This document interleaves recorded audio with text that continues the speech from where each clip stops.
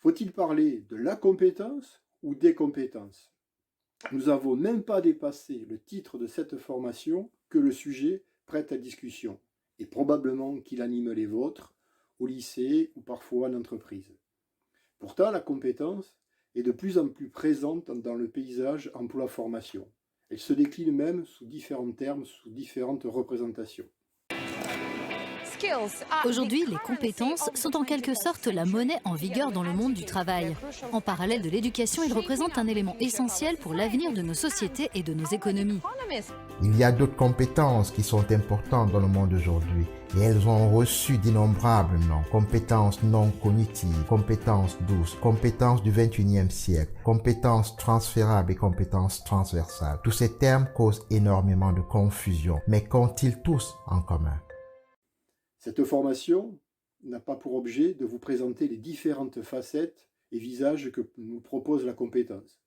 Nous allons bien sûr nous recentrer sur l'usage que vous pouvez en faire au quotidien, celui d'un ou d'une enseignante de lycée professionnel.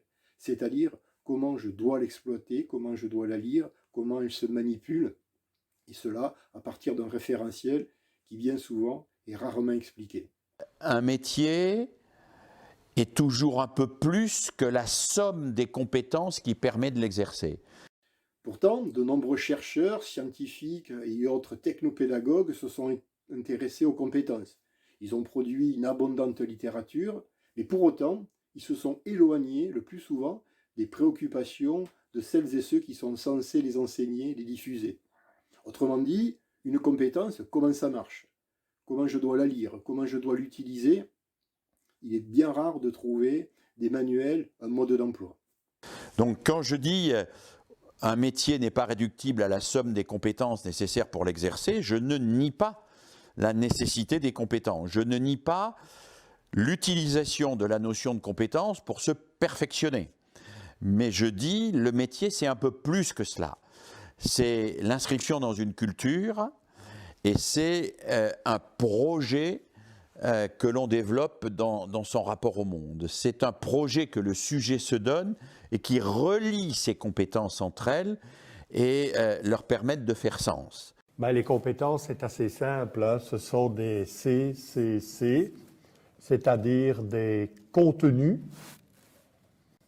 des capacités, c'est-à-dire des activités, et des contextes.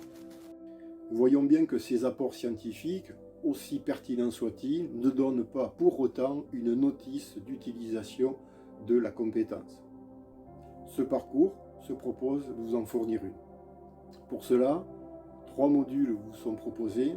Le premier, il va s'attacher à expliquer, à exploiter la compétence, c'est-à-dire comment vous allez devoir l'utiliser avec un référentiel.